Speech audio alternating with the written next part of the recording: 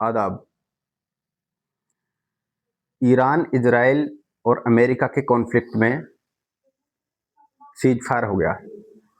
यह cease fire America और Iran के मध्य हुआ है। इजराइल से सीज फायर को लेकर कोई बात नहीं हुई है, लेकिन अमेरिका का पिछड़ग्ग होने के नाते उसे यह सीज फायर मानना ही होगा। यह सीज फायर पाकिस्तान की मध्यस्थता में हुआ है और इसकी गारंटी के तौर पर चीन इसमें शामिल है। प्रेसिडेंट ट्रंप ने डेडलाइन को 2 हफ्ते बढ़ाने का ऐलान किया है। उन्होंने यह भी दावा किया है कि 2 हफ्ते का 2 तरफा सीज फायर होगा। शत्रुता फिर से शुरू होगी या नहीं, यह इस बात पर निर्भर करेगा कि ईरान होर्मुज जलडमरू मध्य से जहाजों को गुजरने देता है या नहीं। बातचीत में सफलता तब मिली जब चीन ने वादा किया कि वह गारंटर के तौर पर काम करेगा। अमेरिका 10 पॉइंट फ्रेमवर्क में बताई गई ईरान की कम से कम कुछ शर्तों को मानेगा। भरोसे के तौर पर चीन ने आज सुबह होर्मुज स्ट्रेट पर यूएन सिक्योरिटी काउंसिल के प्रस्ताव पर वीटो लगा दिया, जबकि संकट खुद चीन के लिए भी खड़ा हो रहा था। इधर ईरान के विदेश मंत्री अब्बास अरागची का बयान आया है। उन्होंने ट्वीट कर बताया है कि इस्लामिक रिपब्लिक ऑफ ईरान की ओर से मैं अपने प्रिय भाइयों पाकिस्तान के प्रधानमंत्री शहबाज शरीफ और फील्ड मार्शल मुनीर के प्रति क्षेत्र में युद्ध को समाप्त करने के लिए किए गए उनके अथक प्रयासों के लिए कृतज्ञता और प्रशंसा व्यक्त करता हूं। प्रधानमंत्री शरीफ द्वारा अपने ट्वीट में किए गए भाईचारे के अनुरोध के जवाब में और अमेरिका द्वारा अपने 15 सूत्रीय प्रस्ताव के आधार पर वार्ता के अनुरोध के साथ साथ अमेरिकी राष्ट्रपति द्वारा ईरान के 10 सूत्रीय प्रस्ताव के सामान्य ढांचे को वार्ता के आधार के रूप में स्वीकार करने की घोषणा को ध्यान में रखते हुए मैं ईरान की सर्वोच्च राष्ट्रीय सुरक्षा परिषद की ओर से यह घोषणा करता हूं, यदि ईरान के खिलाफ हमले रोक दिए जाते हैं तो हमारी शक्तिशाली सशस्त्र सेनाएं अपने रक्षात्मक अभियान बंद कर देंगी। 2 सप्ताह की अवधि के लिए ईरान के सुरक्षा बलों के साथ समन्वय के माध्यम से और तकनीकी सीमाओं को ध्यान में रखते हुए होर्मुज जलडमरू मध्य से सुरक्षित आवागमन संभव होगा। इनके साथ साथ पाकिस्तान के प्रधानमंत्री शहबाज शरीफ ने भी ट्वीट किया है, लेकिन उससे पहले ईरान ने क्या शर्तें रखी हैं उन पर एक नज़र डाल लेते हैं। ईरान की 10 शर्तें जिन्हें अमेरिका ने माना है। पहला, अमेरिका हमला नहीं करेगा। दूसरा, स्टेट ऑफ होर्मुज पर ईरान का कंट्रोल बना रहेगा। यूरेनियम इनरिचमेंट को मंजूरी मिलेगी। सभी प्राइमरी सैंक्शन हटा दिए जाएंगे। सभी सेकेंडरी सैंक्शन पर भी लगाम लगानी होगी।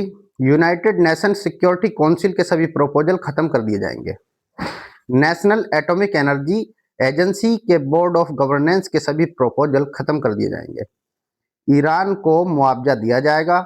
इलाके से अमेरिकी फौज हटेगी। हर मोर्चे पर जंग बंद होगी, जिसमें हिजबुल्लाह, लेबनान की इस्लामिक रेजिस्टेंस के खिलाफ भी कार्रवाई शामिल है। ये कुछ 10 पॉइंट थे जिन्हें अमेरिका ने जिन पर विचार करने की बात कही है। इनमें से कितनी शर्तें मानी जाएंगी ये तो बातचीत के बाद ही पता चलेगा। पाकिस्तान के प्रधानमंत्री शहबाज शरीफ का ट्वीट आया है। उन्होंने लिखा है, बहुत विनम्रता के साथ मुझे यह बताते हुए खुशी हो रही है कि इस्लामिक रिपब्लिक ऑफ ईरान और यूनाइटेड स्टेट्स ऑफ अमेरिका अपने साथियों के साथ लेबनान और दूसरी जगहों सहित हर जगह तुरंत सीज फायर पर सहमत हो गए हैं, जो तुरंत लागू होगा। मैं इस समझदारी भरे कदम का दिल से स्वागत करता हूं और दोनों देशों के लीडरशिप का बहुत बहुत शुक्रिया अदा करता हूं और उनके डेलीगेशन को शुक्रवार 10 अप्रैल 2026 को इस्लामाबाद में इनवाइट करता हूं, ताकि सभी झगड़ों को सुलझाने के लिए एक पक्के समझौते पर आगे की बातचीत की जा सके। दोनों पार्टियों ने बहुत समझदारी और समझ दिखाई है और शांति और स्थिरता को आगे बढ़ाने में लगातार लगे हुए हैं। हमें पूरी उम्मीद है कि इस्लामाबाद टॉक्स टिकाऊ शांति लाने में कामयाब होंगी और आने वाले दिनों में और अच्छी खबरें शेयर करना चाहते हैं। सीज फायर की खबर के बाद यूएस सीनेटर बर्नी सैंडर्स, जो कई बार राष्ट्रपति का चुनाव भी लड़ चुके हैं, उन्होंने कहा है कि बस बहुत हो गया, इजराइल को मिलिट्री मदद देना बंद कर देना चाहिए। ईरान और ओमान, अभी एक और इसी बीच में नई खबर आई है जो ईरान और ओमान के बारे में है। 2 हफ्ते के सीज फायर के दौरान हॉर्मुज स्ट्रेट से गुजरने वाले सभी जहाजों से टोल लेंगे। यह खबर न्यूज एजेंसी एपी के अकॉर्डिंग सामने आई है। इससे स्ट्रेट पर ईरान का कंट्रोल पक्का होता है। पास होने के लिए एक नया कानूनी फ्रेमवर्क और ट्रंप की ऐतिहासिक नाकामी का प्रमाण सामने आया है। ईरान की सरकारी प्रवक्ता फातिमेह मेहरजरानी ने कहा कि संवाद का द्वार सम्मान से खुलता है, ना कि धमकी, तुच्छता और अपमान के संकीर्ण रास्ते से। अमेरिका ने नरमी दिखाई, इसीलिए ईरान ने सीज फायर को अपनी सहमति दी है। उन्होंने आगे कहा कि किसी सभ्यता के खिलाफ धमकियां उस राष्ट्र की अज्ञानता को दर्शाती हैं जिसने अनेक संकटों का सामना किया है और आज भी दृढ़ है। सरकार की प्राथमिकता जनता की शांति और सुरक्षा बनाए रखना है, किसी की धमकियों के दबाव में झुकना नहीं। खैर, अमेरिका और ईरान के बीच सीज फायर हो गया है, जिसे इजराइल को मानना होगा। और हम विश्व गुरु होने का दावा करते हैं, लेकिन ये काम हमारे देश के प्रधानमंत्री को करना चाहिए था, जो काम पाकिस्तान के प्रधानमंत्री ने किया है। पाकिस्तान लगातार इस दुनिया में अपनी इमेज को ठीक करने में, उसकी जो डेंट लगा है उसकी भरपाई करने में लगा हुआ है, और हम विश्व में लोकप्रिय होते हुए भी इस युद्ध में तटस्थ बने रहे और हमने कोई पहल नहीं की। खैर, सीज फायर हो गया है।